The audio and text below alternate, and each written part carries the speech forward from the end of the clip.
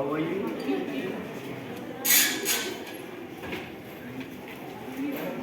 मैं चाहूंगी कि थोड़े से शब्दों में बिहार विद्यापीठ का परिचय करूं।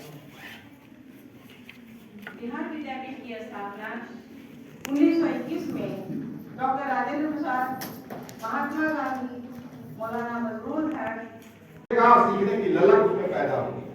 तो जो लोग आज शिक्षा प्राप्त कर आगे शिक्षक बनना चाह रहे हैं, उनको इस बात को हृदयंगम करना होगा कि बच्चों में शिक्षा प्राप्त करने की ललक कैसे पैदा की जाए, और इसी बात की चर्चा आज हमारे विद्वान लोग करेंगे। मैं ज्यादा समय इनका नहीं दूंगा। अपनी बात तो हमसे आज से हरदम मिलते ही रहते हैं और भी आगे मैं बहुत सारी बातें करता रहूंगा। इसी बात पर, इसी मोड़ पर अपनी बात को समाप्त करके मैं आगे काफी पॉजिटिव वे में प्रोडक्टिव काम करना है। उसके लिए हमें स्कूल से हमारा फाउंडेशन जो होता है फर्स्ट स्टेज ऑफ स्कूल, और आपका जो पूरा भविष्य है उसी 10 साल आपको निर्धारित कर देते हैं कि आप किस रास्ते पर जाएंगे और उस रास्ते पर चल करके आप कहाँ पहुँच पाएंगे। तो एक शिक्षक के रूप में आपकी एक प्राइमरी ड्यूटी हो जाती है। ऐसे ही मैं institute of human behaviour and life sciences में क्लिनिकल साइकोलॉजिस्ट के तौर पर कार्य कर रहा हूँ। और हम लोग जो हमारे यहाँ विभिन्न तरह के केसेस आते हैं जिनके academic, non academic and psychological problems के साथ उन सब लोगों को हम लोग डील करते हैं।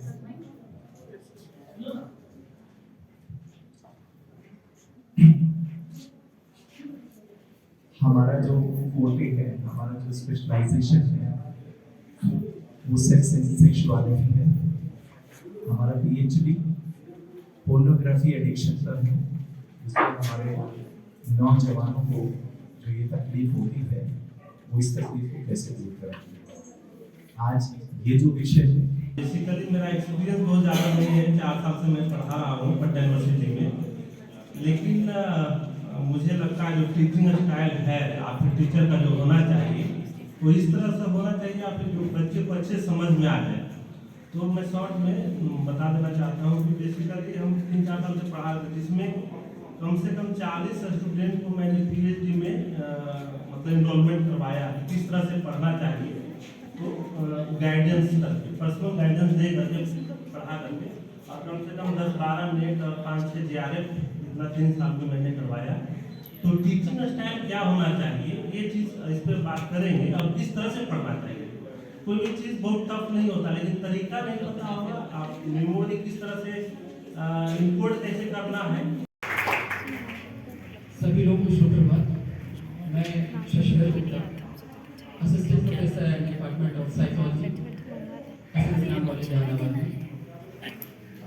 मेरा जो स्पेशलाइजेशन है वो है पॉजिटिव साइकोलॉजी, और यहाँ पर भी आज हम जब कल मेरा वर्कशॉप होगा उसमें हम इस बात पे एम्फेसिस करेंगे, इस बात पर बल डालेंगे कि जब हम लोग बोल रहे हैं कि टीचिंग लर्निंग प्रोसेस में जो कौन सा मेथड यूज़ करना चाहिए, कौन सी विधियाँ यूज़ करनी चाहिए, किस तरीके से उनको प्रभावी कर सकते हैं।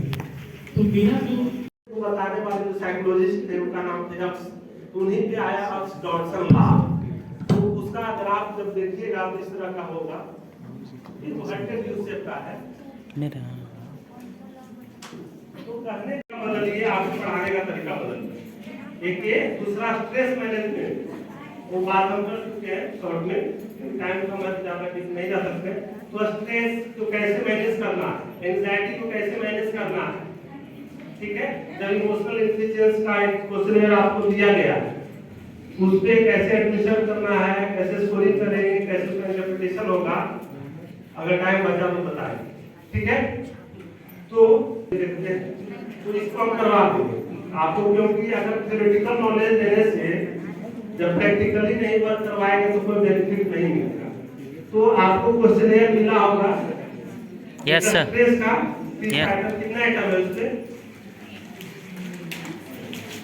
उसको फिल करना, और अगर हमको टाइम मिला 10-15 मिनट के लिए, तो तो हम उसका इंटरप्रिटेशन स्कोरिंग क्या होता है वो हम बता देंगे। उसको फिल करने में आपको 10 मिनट लगेगा।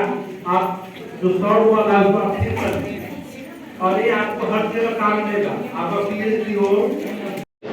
अब आता है बॉडी काइनेस्थेटिक। हर कोई चाहता है कि बॉडी काइनेस्थेटिक मतलब मोशन, स्पीड, इस तरह से अपना मूवमेंट, जैसे जितना भी एथलेटिक्स होता है, जितना भी डांसर होता है, जितना भी स्पोर्ट्स से रिलेटेड है, उन लोगों को बॉडी काइनेस्थेटिक इंटेलिजेंस बहुत अच्छा होता है।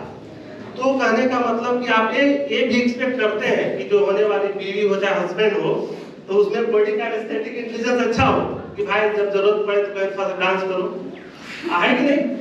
तो आप ये भी एक पॉइंट और एक्सपेक्ट करते हैं क्या कि उसको थोड़ा सा गाना भी गाने आना चाहिए, सिंगिंग, है कि नहीं? हर भले खुद नहीं आता, कुछ भी नहीं आता, लेकिन एक्सपेक्टेशन होता है होने वाले से कि भाई इसको सिंगिंग आना चाहिए, मतलब म्यूजिकल इंटेलिजेंस। समझ रहे बात? अच्छा, उसके बाद अब मान लेते हैं ऐसी लड़की से शादी कर लिए जिसको नेचुरलिस्टिक इंटेलिजेंस का कोई आइडिया नहीं है। नेचुरलिस्टिक मतलब क्या होगा कि जो जैसे मतलब बेसिकली प्लांट और एनिमल का क्लासिफिकेशन, जैसे आप गए कि जाओ खेत लोग जौ और धान दोनों एक ही जैसा लगा, आप क्लासिफाई नहीं कर पा रहे कि कौन क्या है। सरसों के जगह पर कुछ और पीला सा दे दिया और उसको पिसवा करके आप तेल ले चलाए, तो मतलब वैसा बीवी चाहे वैसा हस्बैंड तो नहीं चाहिए आपको जिसको नेचुरल इंटेलिजेंस का वो हो। तो ये सब चीज तो मतलब आप इस तरह से कोरिलेट कीजिए अपने लाइफ में जब पढ़ा रहे हैं, आप पढ़ रहे हैं, क्योंकि आपको आधा घंटा में हम कुछ ऐसा नहीं कर देंगे, लेकिन ये चीज आप जगाने का कोशिश कीजिए, इस तरह से कोरिलेट करने का कोशिश कीजिए कि किस तरह से पढ़ें, आप पढ़ाएं ताकि बच्चों में इंटरेस्ट जगे। कभी भी बुक इस लैंग्वेज चाहे इस तरह का एक डिस्टेंस कि हम टीचर हैं तो भाई मेरा अलग एक लैंग्वेज हो, फिर आपके लैंग्वेज से मैच ही नहीं करेगा। हम इंग्लिश पूरा बोलने लगे, आपका मीडियम दूसरा है, हम हिंदी बोलने लगे, आप इंग्लिश मीडियम के हैं, तो ये कम्युनिकेशन जब इंटरेक्शन सही से नहीं होगा तो फिर लर्निंग कहाँ होगा। अगर आप गांव के हैं तो गांव वाला भाषा में बोलिए, और आपकी लैंग्वेज और नॉलेज दोनों अलग चीज है। सर अभी बता रहे हैं तो वही चीज कि अलग अलग है, ठीक है वो सब। तो हम कहते हैं हाँ, तो नेचुरलिस्टिक इंटेलिजेंस में अगर प्लांट और एनिमल आ जाता है, जैसे गाय का बच्चा और भैंस का बच्चा मान लेते हैं, तो वो दोनों का अलग है, आप दोनों एक ही जैसा आपको लग रहा है, तो मतलब एनिमल में आप क्लासिफिकेशन नहीं करा पा रहे हैं। प्लांट में अगर मान लेते Thallophyta, bryophyta, pteridophyta, gymnosperm, angiosperm तो बायोलॉजी के होंगे, तो ये सब में क्लासिफिकेशन नहीं कर पा रहे, इसका मतलब आपका नेचुरलिस्टिक इंटेलिजेंस लो है। तो कहने का मतलब क्या क्या चाहिए हमको सामने वाले से, कैसी हस्बैंड चाहिए, कैसा वाइफ चाहिए, इस तरह से आप एक्सपेक्ट कीजिए क्या क्या लिस्ट चाहिए आपको। तो 8-9 पॉइंट जब देखिएगा गार्डनर का तो आपको सारा चीज मिल जाएगा।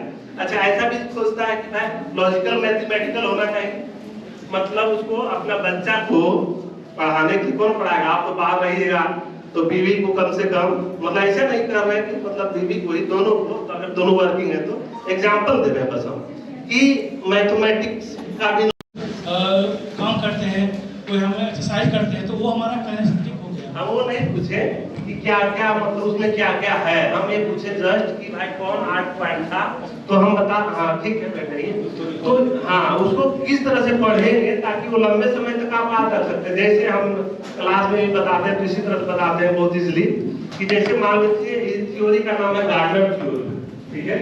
तो गार्डन में आप मान लेते हैं कि आपका शादी सेट हो गया, आप गए हैं, तो मेल फीमेल दोनों गए बात करने के लिए कुछ लिखिए, क्योंकि जिंदगी बनाना है तो एक दूसरे को जान लीजिए क्या क्या आप एक्सपेक्ट करते हैं दूसरे से। तो आप जो सोचिए ये क्वालिटी होना चाहिए। गार्डन में आप गए, दोनों बात कर रहे हैं, गार्डनर थ्योरी है, गार्डनर में 9 पॉइंट है, तो आप मान लेते हैं मेल है, आप फीमेल से आप अपने होने वाले ओरिजिन है, जो उसकी उत्पत्ति है लैटिन भाषा के पर्सोना से हुई है, और जिसका मतलब होता है मास्क, मुखौटा। तो पहले लोग जो है मुखौटा लगाकर अभिनय किया करते थे, उसी पर्सोना शब्द से पर्सनालिटी की उत्पत्ति हुई है, और वास्तव में वो बहुत हद तक सफल भी है, क्योंकि हम अंदर से कुछ और बाहर से कुछ और नजर आते हैं। तो हम लोगों का जो कॉन्सेप्ट है वो इसी तरह है। तो पर्सनालिटी को उसी रूप में हम लोग देखते हैं, लेकिन पर्सनालिटी मुखौटा भी नहीं है, पर्सनालिटी फिजिकल कैरेक्टरिस्टिक भी नहीं है, पर्सनालिटी में बहुत कुछ है। तो फिजिकल, साइकोलॉजिकल और बिहेवियरल तीनों एस्पेक्ट मिलकर जो है पर्सनालिटी का निर्माण करते हैं। हाउ यू लुक लाइक, आप कैसे दिखते हैं वो भी इम्पोर्टेंट है, आपका व्यवहार कैसा है वो भी इम्पोर्टेंट है, और आपके सोच कैसी है, विचार कैसे हैं वो भी इम्पोर्टेंट है। तो तीनों चीजें मिलकर जो है पर्सनालिटी को बनाती हैं। एक बहुत ही पॉपुलर डेफिनेशन है, ये चल रहा है, तो एक बहुत popular accept it. Mother will say always accept it because I am the mother. मुझे टाइम से खाना दे देती तो मैं शायद पढ़ाई अच्छी कर लेती. Okay, it's my mistake. But here what is metacognition की technical. Why? Because you have not thought about your exams first. You have not given the priority for how to go for study, how you have to perform in the exams. You had given the priority to how to blame others. Only dependency to others. Huh? Only dependency to others. Dependency is a one part of it. जो आपने बनाई हुई है अपने विचारों के साथ, अपने रोजमर्रा की जिंदगी में अपनी क्रियाओं के साथ, जीवन शैली के साथ. टीचर्स का नहीं है गलती, पेरेंट्स का गलती नहीं है. यहाँ पर पहला आपका है, इसको गलती नहीं कहेंगे, स्किल्स की कमी कहेंगे. ठीक है, जैसे अब आप यूं लीजिए, आप जब बीएड में आए, यहाँ एडमिशन लिया, फर्स्ट डे जो आपका क्लास था, टीचर्स के जो पढ़ाने का तरीका था, आप मेरे ख्याल से 12th करके आए थे, ग्रेजुएशन करके आए थे. दो तरह के हैं, डीएलएड जो है ना हाँ, 12th के हैं और right. बीएड ग्रेजुएशन के हैं. राइट, 12th और ग्रेजुएशन करके आए थे. तो जब आप करके आए थे 12th में क्या था, यार ये इंपॉर्टेंट है, ये पढ़ लो, ये एग्जाम में दे दो, आप पास हो जाओ. And you did that. But I am not saying for all students. Someone might be good studious and very strategic, and they must have learned very thoroughly, right? And but in general it happens कि पढ़ाई में कम focus करना है, और that is we should say that passive approach. और एक बच्चे होते हैं एक्टिव अप्रोच के साथ. तो पैसिव अप्रोच में आपने पढ़ाई की और आप आगे बढ़ते हैं. जब आप बीएड में आए, यार यहाँ का तो नजरिया ही अलग है. शुरू के तो 1 महीना तो ऊपर से सब निकलता जा रहा है, वो कुछ और कह रही है, वो कुछ और कह रही है. Am I right? Yes. That is not only in BEd, in all kind of professional studies. ठीक, पहला. Second, the transition phase when comes, कि आप 12th से ग्रेजुएशन में आए, ग्रेजुएशन से आप बीएड में आए, एक ट्रांजिशन हुआ. तो जो ट्रांजिशन हुआ ना, वहाँ के माहौल को अडप्ट करना, अनुकूलित होना, वहाँ पर ये ब्रेन का प्रोसेस स्टार्ट हो जाता है. इस ब्रेन के प्रोसेस में कंफ्यूजन, क्यूरियोसिटी और नमनेस.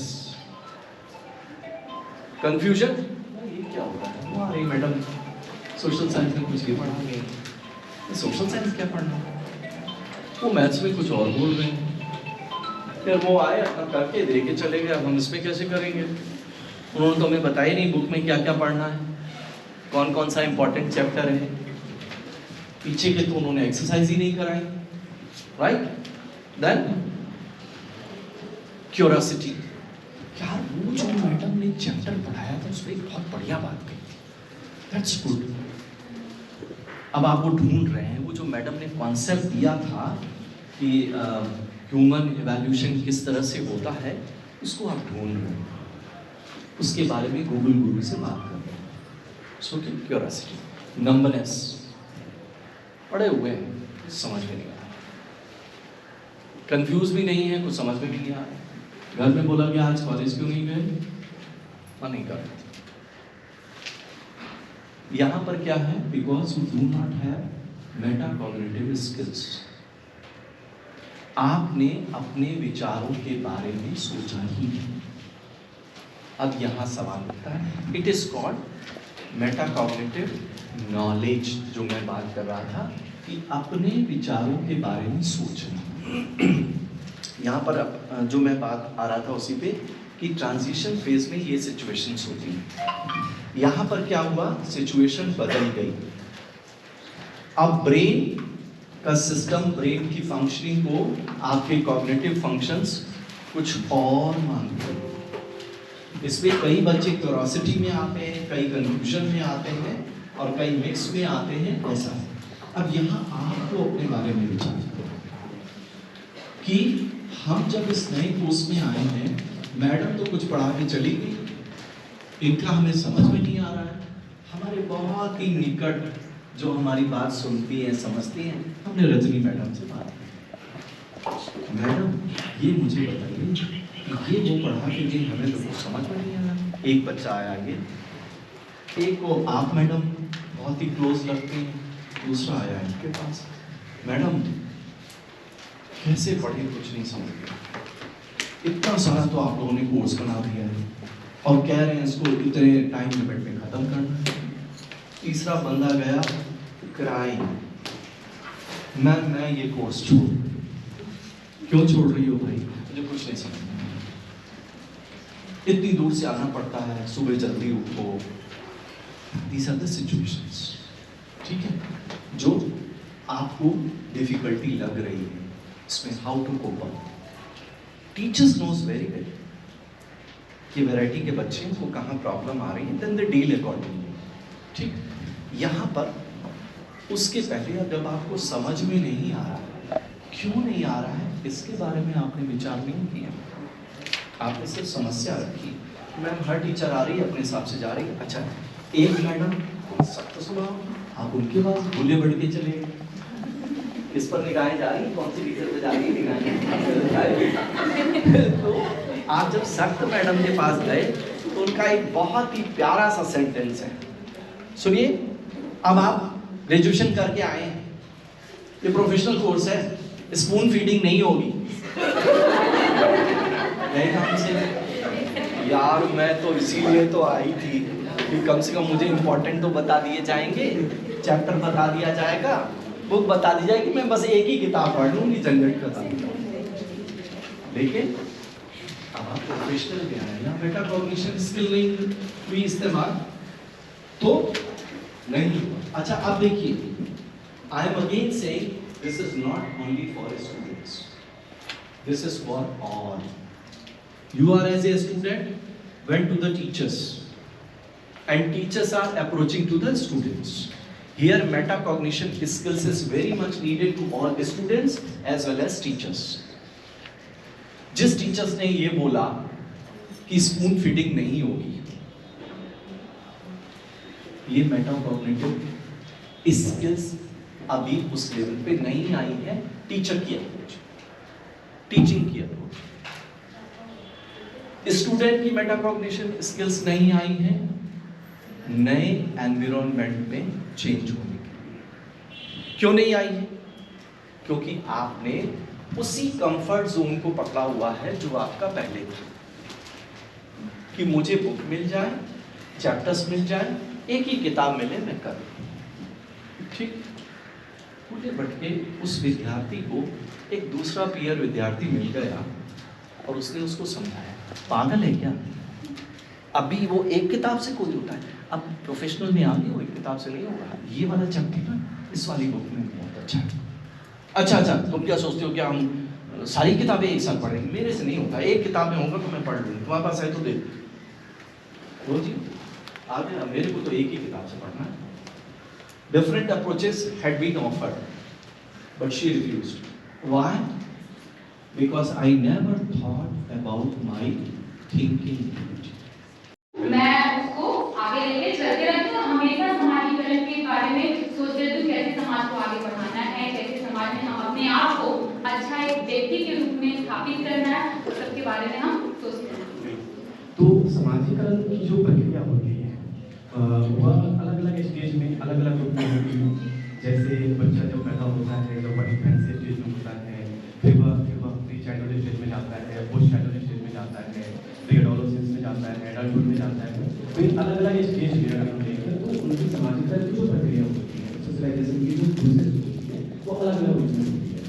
जैसे अगर हम इन्फेंसी स्टेज की बात करें तो उस समय उसके सामाजिकता की प्रक्रिया जो सोशलाइजेशन होती है वह किस रूप में होती है और वो कहाँ से सीखता है? हाँ, तो ये जो छोटे बच्चे की बात कर रहे हैं, छोटे बच्चे, मैं प्राइमरी टीचर के लिए पढ़ती हूँ, तो बस छोटे बच्चे के लिए जो छोटे बच्चे वो अपने माता पिता, अपने परिवार, जो उसके माता पिता है, दादा दादी या फिर अंकल आंटी, जो भी उसके परिवार में रहते हैं, वो उनको कैसे मतलब कि चलना सिखाना, बोलना सिखाना, और फिर मतलब वो जितने भी मूवमेंट करते हैं बच्चा, सारा कुछ वो परिवार से सीखते हैं। मतलब सबसे पहला वो माता पिता से ही वो सीखते हैं। मतलब वह इमिटेशन के माध्यम से, अनुकरण के माध्यम से उन चीज़ों को सीखता है।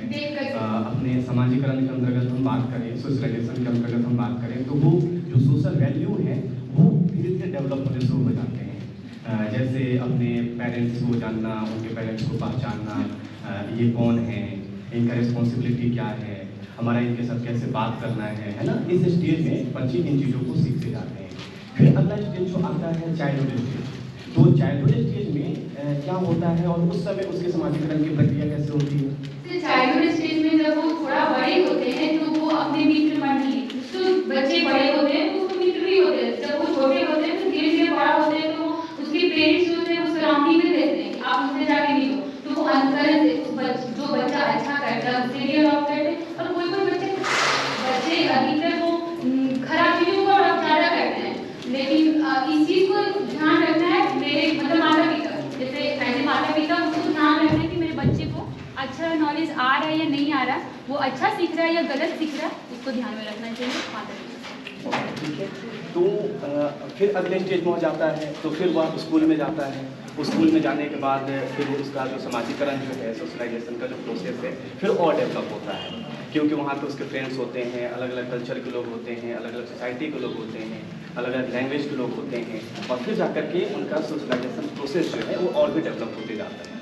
समाज के जो वैल्यू है, जो मूल्य हैं, इन चीज़ों को समझता है, उनकी नीतियों को, उनके नियमों को समझता है, समाज के रेगुलेशन क्या है, रूल्स क्या हैं, इन चीज़ों को वह जानना शुरू करता है। तो अगर हम देखें यहाँ पे, तो इसमें अगर हम देखें तो बहुत सारी ऐसी चीज़ें हैं जो उस बच्चे को समाजीकरण के लिए अफेक्ट करती हैं, प्रभावित करती हैं। तो क्या आप बता सकती हैं कि समाजीकरण का जब प्रोसेस होता है तो उस समय ऐसी कौन सी चीज़ें होती हैं जो बच्चे को प्रभावित करती हैं? मतलब अगर वह चीज़ें अच्छी हैं तो उसका समाजीकरण का जो प्रोसेस है, सोशल डेवलपमेंट जो है वह पॉजिटिव होगा, और ऐसी कौन सी चीज़ें हैं जिसकी वजह से अगर वह चीज़ें निगेटिव हैं तो उसका सोशलाइजेशन का प्रोसेस जो है वो निगेटिव होगा। हाँ, मैं सबसे पहले वो निगेटिव को लेके चलती हूँ। निगेटिव इन द सेंस कि जैसे मैं विद्यालय में आई हूँ तो सबसे पहले होता है ये कि गर्ल्स एंड बॉयज, तो अधिकतर बात ये होता है कि गर्ल्स को थोड़ा दबा दिया जाता है, और बॉयज जैसे गेम में गर्ल्स को ज़्यादा पार्टिसिपेट नहीं करने दिया जाता है बहुत पर्पज से, और या फिर कहीं एजुकेशनल ट्रिप पे ले जाते हैं तो ज़्यादा बॉयज को प्रीफर करते हैं लोग। तो उस चीज़ में हल्का मतलब ये लगता है कि यहाँ समाज को थोड़ा सा ठेस पहुँचा है, समाज में दोनों को, बॉयज एंड गर्ल्स को। आज के डेट में बहुत ज़्यादा सुधार हो चुका है, बट थोड़ा और सुधार की आवश्यकता है। और अच्छा ये है कि जैसे हमारे स्कूल में ग्रुप में कोई काम करवाना, तो ग्रुप में काम करवाने से होता ये है कि उसमें मतलब लोगों के साथ कैसे रहना है, लीडरशिप क्वालिटी डेवलप होता है उसमें, तो ये अच्छा चीज़ हुआ। और ये thank you both of you. जैसे अगर हम लोग बात एग्जाम लिखें, मैंने पहले भी बोला था कि ये थोड़ा मैंने स्ट्रेंथ की वजह से, क्योंकि इसमें कई चीज़ें थी जिसको हमें डिस्कस करना था। फर्स्ट जो कन्वर्सेशन था टीचर, उसमें दे वर वेरी ऑक्युपाइड और रिड्यूस, उनके दिमाग में वो रिव्यू चल रहा था कि क्या बोल रहा है। Many times, and I uttered the same many times to Dr. Shashi कि यार इस ग्रुप को मेटा कॉग्निशन के बारे में समझाना मुझे लगता है शायद कठिन न पड़ जाए ये शब्द, क्योंकि ये बच्चे बीएड वाले हैं स्टूडेंट्स, और ये शब्दों के जाल में उलझ न जाएं, इनको बहुत ही सिंप्लीफाई करना पड़ेगा। तो just I wanted to know whether I got success और not. Please. Yes sir. Right. हमारे इस सिंप्लीफिकेशन को आप समझ गए? लैंग्वेज का कोई बैरियर, कोई प्रॉब्लम तो नहीं? Clarity of concept was clear? Yes, sir. Right. So I should feel comfortable? Yes, right. Next में हम second phase लेंगे, जो हमने कहा of course it's a workshop for the students, but I am very much interested and I uttered the same thing over here to Madam Rajni, that I want that teachers should volunteer to come with this, because when we talk about the students, so it's not a matter of students, it's a matter of teachers also, because it's a bilateral process.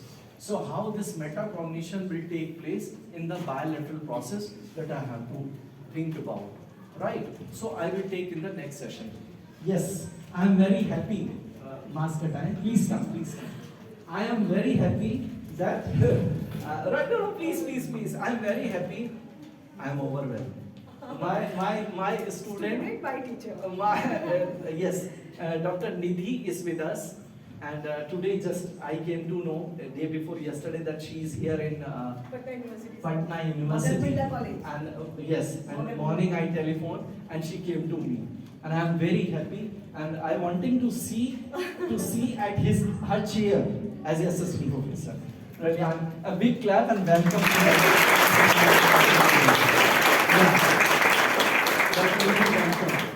And this is entire good team, fantastic, and the approach of our students and teachers is fantastic for this workshop, right? And really, and I was worried about how they will, these are weird students, how they will be understanding about metacognition concept, but I am happy आप सबको बहुत अच्छे से समझ में आया। Next approach I will take with the teachers, right? And I think so you all are comfortable with that, fantastic. Next में again I am saying that whatever the approach would be there with teachers and students, please keep it confidential. Number one, do not take in otherwise anything. कि वो teacher है तो उन्होंने ऐसा क्यों बोला, वो स्टूडेंट है तो उन्होंने ऐसा क्यों बोला, no need to think. Right here, सोचता हूँ प्रॉब्लम है, जानूंगा समझूंगा रियलिटी क्या है। अभी बोला ना कि आधी बात तो ऐसी होती है कि हमको बस हवा ही होती है ना, ये आ जाएगा वो आ जाएगा, ये हो जाएगा वो हो जाएगा। तो एक व्यक्ति ऐसा है जिसके अंदर ऐसा है कि ठीक है प्रॉब्लम है, बट वी विल डील, मैं इसको देखूंगा समझूंगा, कोई बात नहीं। तो ये सब चीजें होती रहेंगी। आपको क्लासरूम में भी ऐसे ही थे कुछ लोग, कुछ बच्चे थोड़े से क्या पढ़ा रहे हो सर, क्या पढ़ा रहे हो, मजा नहीं, बहुत कठिन है भाई, ऐसा बोलो ना बहुत कठिन है, है ना ऐसा ना, या फिर उधर वही था कि मैथमेटिक्स से आया क्या होगा, ये सब चीजें ऑलमोस्ट। तो क्या मतलब कहने में बहुत कठिन सब कुछ, बट कुछ होता है ठीक है, कोई बात नहीं कठिन है। तो ऐसे ही स्टूडेंट आपको मिलते हैं दोनों लैंग्वेज में। तो मेरा यही है कि क्या इन दोनों कम्युनिटी में कुछ बच्चे ऐसे हैं, कुछ ऐसे टीचर्स हैं, या फिर कोई ऐसे हम इंडिविजुअल ऐसे हैं जिनके अंदर ये चीज़ें प्रॉब्लमेटिक हैं, कुछ लोगों में और कुछ लोगों में नहीं है। Actually the sense is this resilience, यहाँ पर आता है आपका रेजिलियंस। और आज जो हमारी बातें हैं, हमारी बातें भी किसी पे है कि रेजिलियंस और हमारा ऑप्टिमिज्म पे हम काम करेंगे, सोचेंगे और ये समझेंगे कैसे हम अपने क्लासरूम में, और उससे बढ़कर हम बोलते ना जब हम सुधरेंगे तो जग सुधरेगा, बोलते तो पहले हमें अपने पे काम करना है, तभी तो फील करेंगे ना दूसरे पे। तो ये चीज़ इस पे काम करेंगे, इसलिए हम लोग थोड़ा सा बात करेंगे। एज यू नो दैट मैं assistant professor department of psychology. तो पहले हम लोग बात करते हैं रेजिलियंस की। तो resilience it's not a trade, ये कोई गुण नहीं है आपके अंदर कि आपके अंदर एक गुण को डेवलप कर दिया जाए। This is a behaviour, this is a pattern of behaviour which help us, जो हमें मदद करता है अच्छे से किसी समस्या से निकलने, अच्छे से किसी समस्या हेल्प से हम जो चीजें कॉम्प्लेक्स होती हैं उनको हम सरल कर सकते हैं। हम लोग इसको समझेंगे आगे और आप सीखेंगे कि आपने क्या क्या सरल किया। एक्चुअली रेजिलियंस क्या है, जिसको हम लोग हिंदी में बोलेंगे एक लचीलापन। आपकी लाइफ रिजिडनेस और से रिजिडनेस सख्त होना, ठीक है, और एक होता है फ्लेक्सिबिलिटी, ठीक है। तो यहाँ पर जो रेजिलियंस है ना, वो आपकी फ्लेक्सिबिलिटी है। लाइक आप एक बॉल को कंसीडर करो, बॉल होती है, बॉल कैसी होती है, है ना, इसको पटको क्या करती है बॉल, बाउंस बैक करती है, जंप करती है।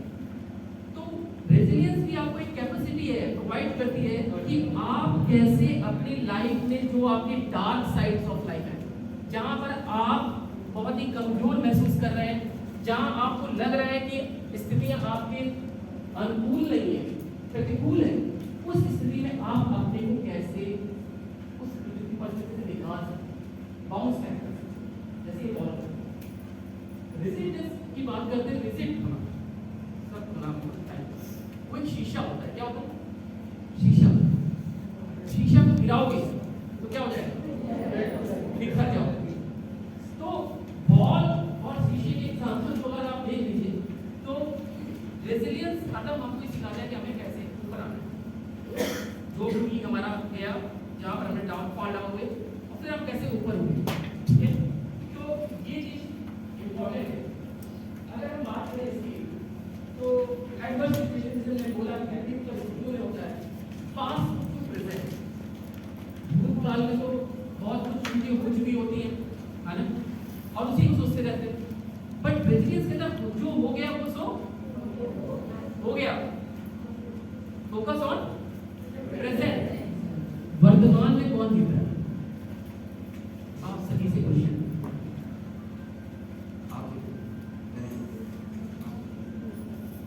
वर्तमान वर्तमान चीजें मतलब क्या है, मतलब ये कि हम लोग किस चीज की तैयारी करते हैं, फ्यूचर में ये करेंगे वो करेंगे, क्या होगा ये नहीं होगा वो होगा, इसने ये किया था वो किया था, वो हो गया ये हो गया। ऑलवेज रिमेंबर दिस, प्रेजेंट में रहना बहुत कठिन है, लिटरली बहुत कठिन, क्योंकि प्रेजेंट को हम लोग क्या होता है ना, हमारा पास्ट हमारे प्रेजेंट को डिसाइड करता है और आज हमारा प्रेजेंट हमारे फ्यूचर को डिसाइड कर देगा। तो ये बहुत कठिन है, but resilience will help you, आपकी हेल्प करेंगे। और कैसे करेंगे तो बातें करेंगे। दूसरा एस्पेक्ट है रेजिलियंस इज बाउंसिंग फॉरवर्ड।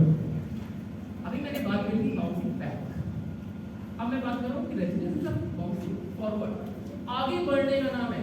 कैसे, आपने जो सीखा, जो चीज समझा, अच्छा मेरे साथ ये प्रॉब्लम थी, यहाँ पर ये प्रॉब्लम क्रिएट हुई थी, इसमें मेरे तो ये प्रॉब्लम हुई। इस एग्जाम का ही ले लें, मैं एक एग्जाम नहीं दे पाया, मेरे नंबर कम हो गए, मैं नंबर में कैसे पास होगा, यही सोचते रहिए।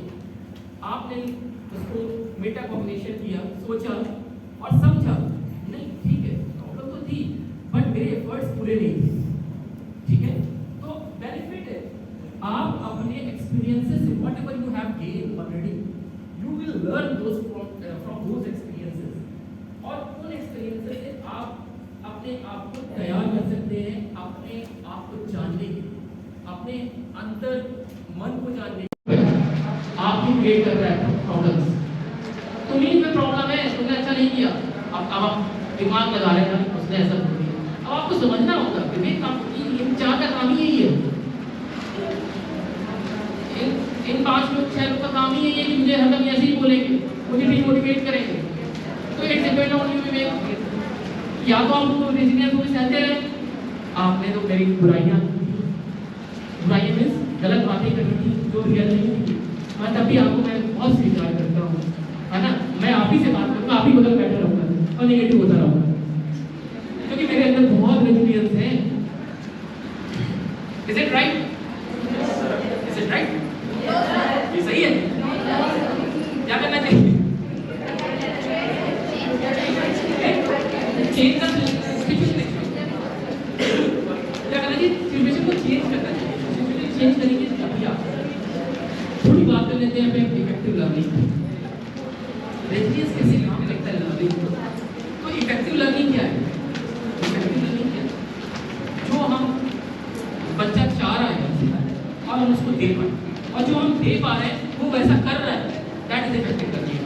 बहुत सिंपल बात है, जो हम पढ़ा रहे हैं वो बच्चे वैसे ग्रहण करें, अपनी क्रिएटिविटी इंक्लूड करें, और जो उसका मकसद था, जो पढ़ाने का मकसद था, जो एम था, वो बच्चा वैसा कर पाए, दैट इज इफेक्टिव लर्निंग। यही तो है ना, जो हमने पढ़ाया वो कैसे कर पाए, और अगर नहीं कर पाए तो क्या होगा? वो नहीं है, इफेक्टिव नहीं होगा। इफेक्टिव लर्निंग का मतलब ये है। तो जब रेजिलियंस की बात करते हैं, there are three academic achievement, self belief and self control and self control. These factors influence child। और कैसे प्रभावित करते हैं इसको देखने के लिए हम यहाँ पर एक बात करते हैं कि अगर ये तीनों चीजें उसके पास हैं, उसके रिलेशनशिप स्ट्रॉन्ग है, उसके सेल्फ कॉन्सेप्ट या सेल्फ कॉन्सेप्ट मतलब कि अपने अंदर की क्षमता उसको क्लियर है कि हम क्या कर सकते हैं, क्या नहीं कर सकते, बहुत ही इजी लगती है अपने को। जो एकेडमिक है, ये रिसर्च है कि रिसर्च पाया गया कि वो एकेडमिक रूप से बहुत ग्रोथ कर पाए। बिकॉज क्या है कि वो जब हम अपनी रियलिटी अपनी लिमिटेशन जान जाते हैं कि हमारे अंदर ये लिमिट है, तो वी विल ग्रो, है ना। हम अपने टाइम ही बर्बाद करते हैं। हमें मालूम है मेरी हिम्मत केवल PCS तक की है। I should I try IAS। हम IAS में 20 साल लगे रहे, आना हमको तहसीलदार की पोस्ट में, ठीक है। मैं ये नहीं डिमोटिवेट नहीं कर रहा किसी को। Firstly we have to think about भाई मेटा कम्युनिकेशन। आप अगर अपने थॉट प्रोसेस को क्लियर रखेंगे कि भाई मुझे ये करना है, ये स्टेप है, यहाँ इस स्टेप को पाने के लिए ये तरीके अपना लूँगा मैं, तो दैट इज गुड। अगर ये आपने सोच लिया, आपने ये फ्लो चार्ट बना लिया, तो क्या होगा? आप बहुत क्लियर रहेंगे अपनी लाइफ में। और ये मैं पर्सनली भी करता हूँ, मैं ज्ञान मैं करता हूँ, क्योंकि मुझे ऐसा लगता है कि मुझे ये करना है। मेरा एम था नेट क्वालिफाई करना, मैंने मेरे साथ सबने बहुत ज्वाइन किया IAS, मेरा नहीं था भाई, मैं नहीं कर पा रहा हूँ। मुझे मालूम है ना मेरी एबिलिटी क्या है, मेरी इंटरेस्ट क्या है, लाइक हिम ऑन द वो मैथमेटिक्स के स्टूडेंट, है ना। मैं भी मिलकर मैथमेटिक्स था, मेरा मन नहीं लगता, आर्ट्स में आ गया, बहुत बढ़िया किया अपने हिसाब से, क्योंकि मैं सेटिस्फाइड होता मैं बढ़िया किया। दुनिया का जब कैसा हो पता नहीं, ठीक है।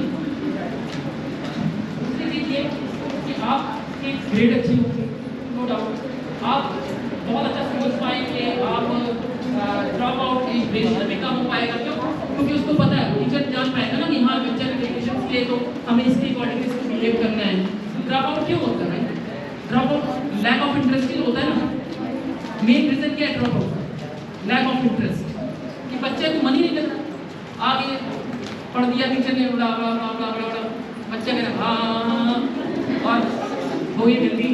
Even mid day meal school primary level का होता है, उसका दिमाग लगा आज कढ़ी बनी है, कढ़ी ऐसा होता है, उसका दिमाग लगा आज तो टीचर की अभी आई नहीं, देखते हैं इंटरेस्ट।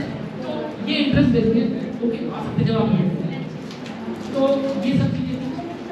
अब क्या है कि हम कैसे, तो जब हम इसकी बात कर रहे हैं तो फेस चैलेंजेस, अगर हम ग्रेजुएट होते हैं तो अच्छे से फेस चैलेंजेस कर सकते हैं, चुनौतियों को अच्छे से डील कर सकते हैं। दूसरी बात अगर बात करें अपने जो हमारा व्हाट कैन कंट्रोल, हम ये जान सकते हैं कि हमारे अंदर कौन क्षमता है जिसको हम कंट्रोल कर सकते हैं और जिसको हम कंट्रोल नहीं कर सकते। हमें इसको क्लासिफाइड करना होगा, इसको हमें एक्चुअली कि हमारे कौन मेरे विदिन है और कौन मेरे एक्सटर्नल है। ये मेरे आउट ऑफ प्रोपोर्शन है, मैं इसमें दिमाग लगा रहा हूँ, वो जरूरी नहीं है।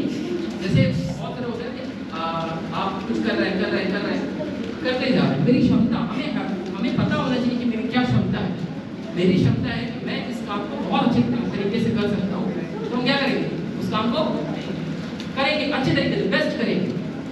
और अगर हमने लगेगा ठीक है थोड़ा सा एफिशिएंट हो जाएंगे, थोड़ी सी और अपने आप के अंदर और एनर्जी भरेंगे, कुछ और चीज़ें टेक्निक्स अपनाएंगे, थोड़ा सा अपना अपने अंदर करेंगे, ठीक है इट्स ओके। बट एक लिमिट तो होगा, एक थ्रेशोल्ड होगा कि नहीं होगा? एक तो लाइन होगी ना कि जिसको एक लिमिट तो कहीं ना कहीं होगी, ऐसा नहीं लिमिटलेस सब कुछ है। तो we have to know about our limits. Another thing is अपने आप को पूछना बंद करेंगे कम से कम, और कैसे करेंगे वो भी आगे सब कुछ आगे ही, ठीक है। एम्पैथेटिक होना बहुत ज़्यादा रेजिडेंट को दूर है। एम्पैथेटिक मींस परानुभूति, अनुभूति सुनाओ। सिंपैथेटिक सिंपैथी क्या होती है? शांत, दूसरे को लग रहा है बहुत गंदा हुआ उसके साथ, लग ऐसा नहीं होना चाहिए, दैट इज शांत। बट क्या आपने एट दैट टाइम उस चैलेंज को फेस किया? जब आप उस एक्सपीरियंस को फेस करते हैं कि अगर शायद मैं उसकी जगह में होता तो मुझे कितना कष्ट होता, दैट इज परानुभूति, दैट इज एम्पैथी।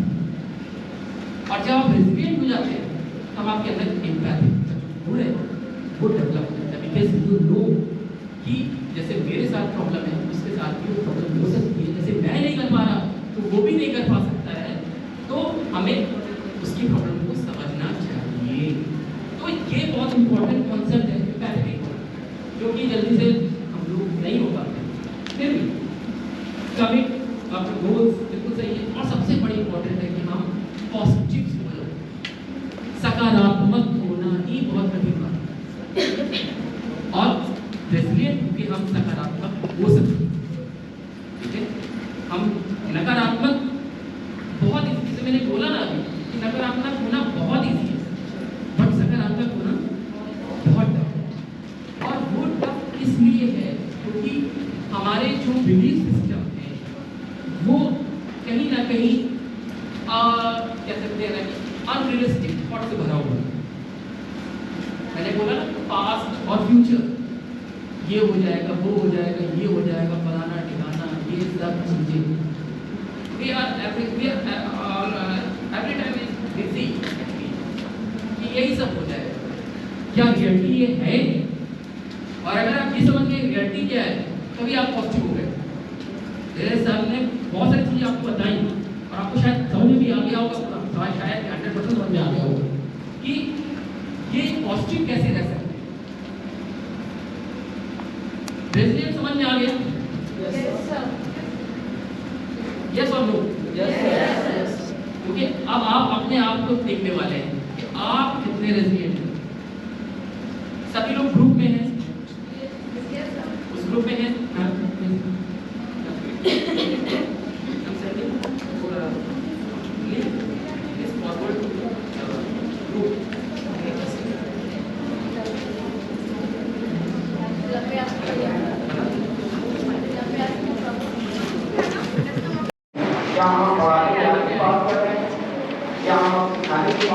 सुचिता जी क्यों कम है? एक छोटा सा उदाहरण आपको दे रहा हूँ। नेशनल ह्यूमन सर्वे, शायद आपने नाम सुना होगा, अभी एनसीईआरटी की वेबसाइट पे जाइए, हर 3 साल में और 2 साल में अब होने लगा है, वो एनसीईआरटी कराती है। और एनसीईआरटी ये जानने की कोशिश करती है कि राष्ट्र के बच्चे कहाँ पर हैं, स्टेट वाइज होता है, वो इसलिए नहीं होता कि राज्यों को कंपेयर करें, और कोशिश ये करते हैं कि जितने नवाचार, चाहे वो एसएससी हो या डीपीपी हो या प्रथम शिक्षा हो या अन्य आप लोग नवाचार कर रहे हैं, उसका क्या लाभ मिल रहा है और उसका क्या प्रतिफल है, बच्चे क्या सीख रहे हैं। मैंने देखा है कि वो सर्वेक्षण होते हैं और होने के बाद उसकी अच्छी छोटी सी रिपोर्ट बनती है पूरे राष्ट्र की, और आने के बाद वो एससीईआरटीज और डिपार्टमेंट की शोभाई तरफ बढ़ाती है। कभी ये नहीं होता कि आप उसके आधार पर बैठ के देखें कि हमारे लर्निंग इक्विपमेंट क्यों कम है। मैं मोटे तौर पर एक बता रहा हूँ कि लास्ट वीक का मैं पढ़ रहा था, एक दक्षता देखी जो मैं देख रहा था कि सबसे कमजोर दक्षता कौन सी है। शायद आप लोगों को भी इसमें ताज्जुब होगा मैम, विशेषकर वो क्लास 3 की ईवीएस की थी, जिसमें बिहार के बच्चों को का जो औसत था, मीन था, वो 29 था। मुझे एकदम से लगा कि ऐसी क्या बात हो गई। ये तो है। जब मैंने इसको देखा तो उसमें था कि बच्चे खेल के नियमों को नहीं जानते हैं। थोड़ा सा मुझे अजीब लगा, मैंने किताब तीसरे की पूरी पढ़ी, हम लोग बनाई थी, तो रियली हम लोगों ने खेल के बारे में तो बहुत कुछ कहा था, मगर खेलने से क्या लाभ होंगे, इस तरह की आपको कोई भी सहायता चाहिए तो मैं हमेशा सहायता के लिए आपके साथ तत्पर रहूंगा। मैं धन्यवाद देती हूँ डॉक्टर अखिलेंद्र कुमार सर, जो BHU से कल आए थे। वो भी एक सहायक प्राध्यापक हैं और वो बहुत ही कम समय में, कल ही उनका आना भी हुआ, कल जाना भी हुआ, लेकिन उसी कम समय में आप लोगों के साथ अपना कुछ ज्ञान बांटे और जूम मीटिंग के साथ आप लोगों के साथ मिलने के लिए भी राजी हो गए। मैं धन्यवाद देती हूँ डॉक्टर S.A. मोइन सर का, जो ex director distance education SCRT Patna के हैं। वो अपना बहुमूल्य समय से कुछ समय हमारे महाविद्यालय में कम समय में ही हम लोगों ने सर को आमंत्रित किया और फिर भी अपना बहुमूल्य समय यहाँ पर देने के लिए राजी हो गए। मैं धन्यवाद देती हूँ डॉक्टर कुमारी अंजना मैम का, जो आर्यभट्ट विश्वविद्यालय की डिप्टी रजिस्ट्रार हैं। उन्होंने भी इस वर्कशॉप कार्यशाला में कल प्रथम दिवस को सम्मिलित होकर हम सभी को बहुत ही ज्यादा मोटिवेट की। मैं धन्यवाद देती हूँ बिहार विद्यापीठ के मंत्री डॉक्टर राणा अवधेश सर का, जो इस enhancing learning achievement in schools से संबंधित, इस कार्यशाला से संबंधित कई तरह की छोटे छोटे महत्वपूर्ण बातों से हम लोगों को अवगत करवाएं। मैं धन्यवाद देती हूँ बिहार विद्यापीठ की निदेशिका डॉक्टर मृदुला मैम प्रकाश मैम का, जो इस कार्यशाला संबंधी मुझे कई तरह के ज्ञान और अनुभव की बहुत ही ज्यादा आवश्यकता थी, तो समय की पाबंदी को ना देखते हुए और अपने समय में इतनी ज्यादा वो बिजी रहते हुए भी जब भी मैं फोन करती थी या कभी भी किसी तरह का सहयोग मांगी तो मृदुला मैम मेरे साथ हमेशा तत्पर खड़ी रही। मैं धन्यवाद देती हूँ वायल दास सर का, जो एक निदेशक भी हैं। उन्होंने इस कार्यशाला को क्रियान्वित करने संबंधी कई छोटी छोटी बारीक जानकारी मुझे पहले बताते हुए कई तरह के अनुभव को साझा किए। मैं धन्यवाद देती हूँ सहायक मंत्री डॉक्टर अवधेश नारायण सर का और उर्मिला मैम का, जो अपने अनुभव के द्वारा हमेशा मेरे साथ तत्पर रूप से सहयोग के लिए सहायक के रूप में खड़ी रही। मैं धन्यवाद देती हूँ AIC के COO श्री प्रमोद कर सर का, जो उन्होंने भी मुझे बहुत सारा सहयोग प्रदान किया। मैं धन्यवाद देती हूँ इस महाविद्यालय की प्राचार्य डॉक्टर पूनम वर्मा मैम का, जो कार्यशाला आयोजन हेतु कई तरह की जानकारियों से और साथ ही हम लोगों को प्रोत्साहित भी किए।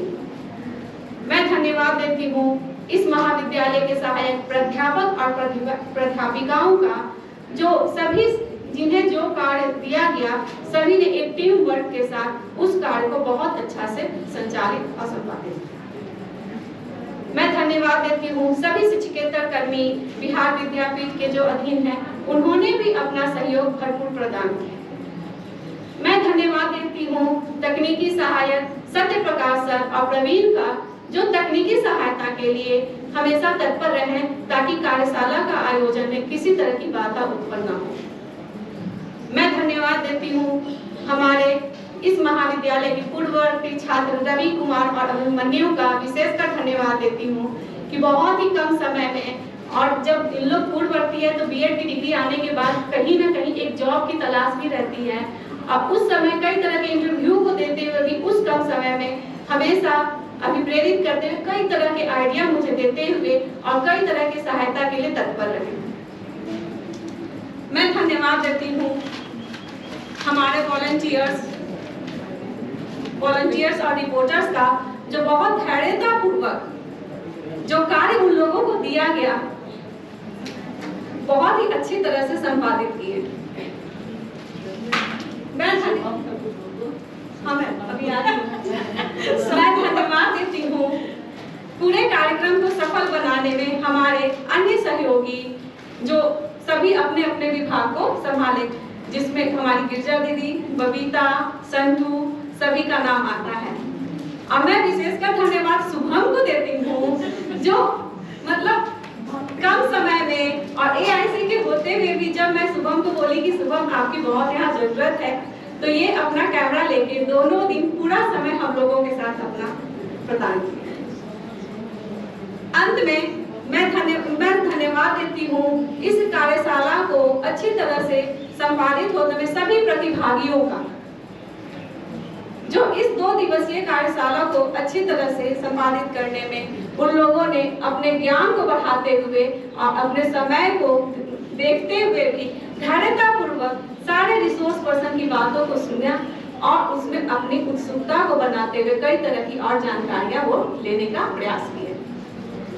मैं धन्यवाद देती हूँ प्रत्यक्ष और परोक्ष रूप से बिहार विद्यापीठ के सभी सदस्यगणों का, जो कई भूलवश जिनका नाम मुझसे छूट गया हो, तो उन सभी को मैं तहे दिल से धन्यवाद देती हूँ। और अंत में मैं पुनः आप सभी को तहे दिल से धन्यवाद देती हूँ।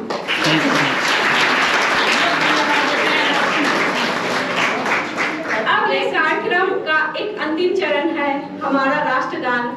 उस राष्ट्रगान के लिए मैं सभी से आग्रह करती हूँ कि आप सभी अपने स्थान पर खड़े हो जाएं और मैं मिताली मित्रा से आग्रह करती हूँ कि वो राष्ट्रगान के लिए मंच पर बताएं।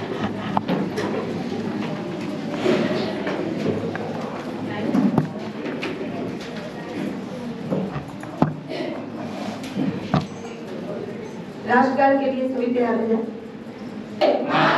वंदे मातरम।